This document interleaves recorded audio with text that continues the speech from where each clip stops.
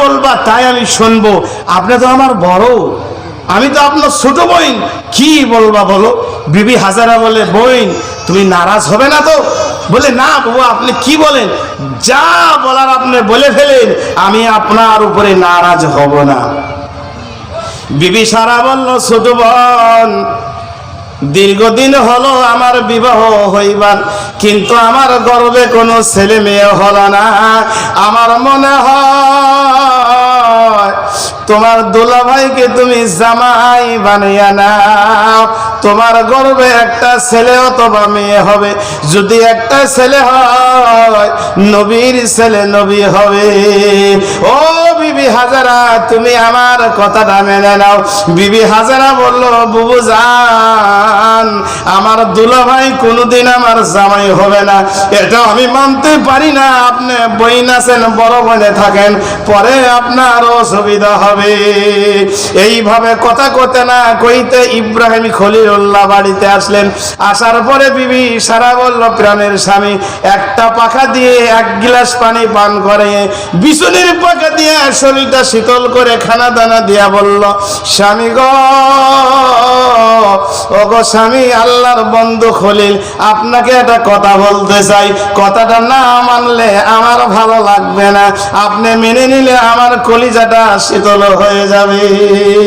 ইব্রাহিম খলিলুল্লাহ বলল, প্রাণের স্ত্রী, বলো বলো, কি বলতে চাও বলো। এমন কোন কথা আছে কি আমি তোমার মানব না? আমি হলাম আল্লাহর পয়গাম্বর, আর তুমি হলে আল্লাহর পয়গাম্বরের স্ত্রী। জোরে বলা যাবে কি সুবহানাল্লাহ? বিবি সারা বলল, স্বামী, আমার আব্বা মা দীর্ঘ কয়েক বছর হলো আপনার সঙ্গে আমাকে বিবাহ দিয়েছে, কিন্তু আমার গর্বে কোনো ছেলে মেয়ে হলো না। তুমি আমার ছোট বোন বিবি হাজারাকে বিবাহ করে নাও। ইব্রাহিম খলিলুল্লাহ বলল, প্রাণের স্ত্রী, পৃথিবীতে এমন কোনো নারী নাই, পৃথিবীতে এমন কোনো মেয়ে মানুষ নাই, সে এটা কখনো চায় না আমার স্বামীর দ্বিতীয় আরেকটা পরিবার হোক। কেউ চায় কি? চায় না। আপনি যেমন একটা বিবাহ করেন, কেউ চায় না। আপনি যেমন চান আমার স্ত্রী অন্য জনকে যেন ফোন না করে, আমার স্ত্রী কারো সঙ্গে যেন কথা না বলে, আপনার স্ত্রীও চায় আমার স্বামী যেন কারো সঙ্গে কথা না বলে, অপর মেয়ের সঙ্গে। ইব্রাহিম খলিলুল্লাহ বলল, বিবি সারা রে, আজকে তুমি খুশি খুশি, কিন্তু কালকে তুমি হয়ে যাবে নাখোশ। বিবি সারা বলল, না প্রাণের স্বামী, আমি নাখোশ হব না, আপনি বিবাহটা করে নেন। ইব্রাহিম খলিলুল্লাহ মানলেন না, বিদেশে চলে গেলেন, আবার ইসলামপুর চার করতে চলে গেলেন। এইদিকে বিবি হাজারাকে আবার বোঝালেন, বিবি হাজারা বাধ্য হয়ে গেলেন, বুবুজান, যদি ইব্রাহিম খলিলুল্লাহ মেনে নেয়, তাহলে আমি বিবি হাজারা রাজি আছি। সুবহানাল্লাহ। আমার বাপ জানেরা, আপনি আমি কি মুসলমান হলাম, আপনার আমার প্রেম ভালোবাসা কোথায় চলে গেল, আপনার আমার মিল মহব্বত কোথায় চলে গেল? বিবি হাজারা রাজি হয়ে গেল। ইব্রাহিম খলিলুল্লাহ বাড়িতে চলে আসার পরে বিবি সারা বলল, প্রাণের স্বামী, আপনি মেনে যান। বিবি হাজারা মেনে গেছে, বিবাহ হয়ে গেল, পেটের মধ্যে সন্তান এসে গেল। আমার বিবি সারার মনটা নারাজ হয়ে গেল, মনে বড় ঘটমটি, শয়তানে ওয়াসওয়াসা দিল, বিবি সারা রে, তোমার ঘরে কোনো সন্তান হলো না, এখন তোমার সতীনের ঘরে ছেলে জন্মিবে, তোমার স্বামী তো তোমাকে আর ভালোবাসবে না। আমার সোনার মানেকেরা, পয়গাম্বরের স্ত্রী পর্যন্ত কি হয়েছে, আপনি আমি সেই মানুষটাকে কেমন করে কষ্ট দেই। আল্লাহ নবী বললেন, হে পৃথিবীর মানুষ শুনে নাও, আমার উম্মত উম্মতি শুনে নাও, যখন আমি বাজার থাকি কোনো মাছ গোস্ত সবজি আনতাম, বাড়ির মধ্যে দুটা রাধা রাখতাম অথবা দুটা বটি রাখতাম, আমার বিবি একটায় বসতো আর আমি মুহাম্মদ অপরটায় বসতাম। হযরত আয়েশা বলে, ইয়া রাসূলুল্লাহ, যখন বাজার থাকি সবজি কিনে আনেন, আপনি এটাতে কেন বসেন? আপনি হলেন বিশ্ব নবী, আপনি হলেন রহমতুল লিল আলামিন, আপনাকে কোটা লাগবে না। আল্লাহর নবী বললেন, আমার আয়েশা, পরকালের জিন্দেগির কথা চিন্তা করি না, আমার পরবর্তী উম্মতি অনেক হবে, তারা বড় কম বয়সী হবে, তাদের ভালোবাসা প্রেম মহাব্বত থাকবে না, আমি হাদিসের পাতায় প্রেম মহাব্বত লিখে দিতে চাই। আল্লাহর নবী মুহাম্মদুর রাসূলুল্লাহ একটা দায় বসতেন, আর বিবি আয়েশা আরেকটায় বসতেন। আল্লাহর নবীর মহব্বতের স্ত্রী আয়েশা বলে, রে বিবিরা, আমার স্বামী একটাই কোটায় বসতো, আরেকটার মধ্যে আমি বসতাম রে, আপনি কেমন নিমুখারাম, ওই আদরের স্ত্রীটাকে আপনি মারধর করেন? করে না বাবা, করে না? বাজারে জোয়া খেলে টাকা হারে, বাড়িতে এসে বউরে পিটে, কথা ঠিক না? এই কে রে, কে বললো তোরে?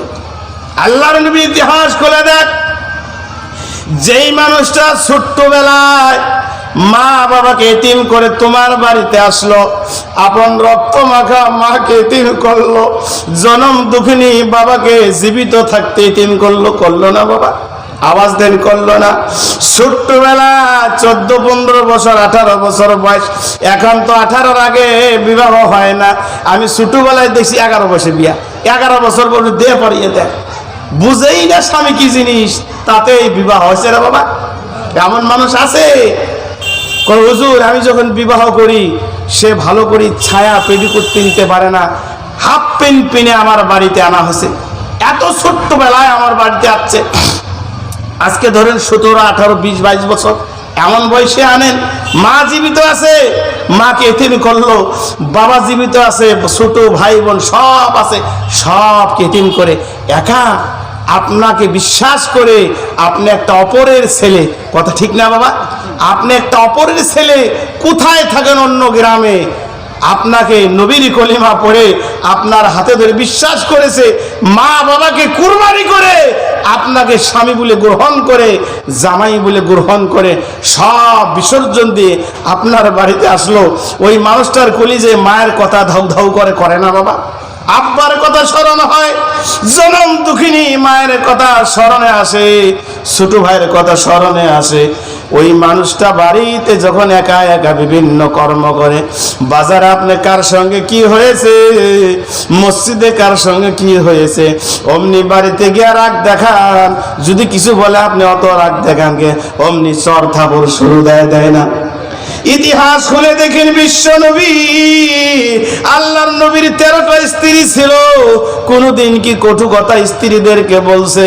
আল্লাহর নবী 13টা স্ত্রীকে কোনদিন কটু কথা বলেন নাই, কর্ম করতে পারেন নাই, আল্লাহর নবী নিজেই কর্ম করেছে, সুবহানাল্লাহ।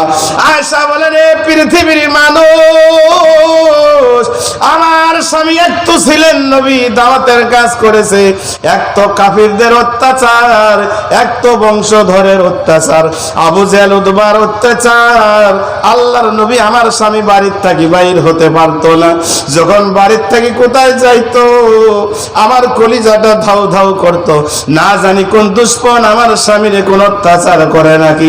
এত কঠিন মুসিবতের পরেও আমার স্বামী বিশ্ব নবী যখন বাড়িতে আসতো, আসার সঙ্গে সঙ্গে আমি যে কর্ম করতাম ওই কর্মর মধ্যে অংশগ্রহণ করতো, সুবহানাল্লাহ। কয় আমনে আনছি না, তোর বাবা দিয়ে গেছে, আমনে আনছি, কর্ম কর, খা, কর্ম করবি না বাপের বাড়ি যাই, খবরদার, খবরদার। আল্লাহর নবী নিষেধ করেছেন, আল্লাহর নবী স্ত্রীদেরকে এত ভালোবাসেন, এই ভালোবাসা পৃথিবীতে কোন পুরুষ জাতি পারবে না। আমার ভাইয়েরা, আপনি যত কিছু করেন, স্ত্রী আপনাকে যে সান্ত্বনা দেয়, স্ত্রী আপনাকে যে ভালোবাসা দেয়, মার ভালোবাসা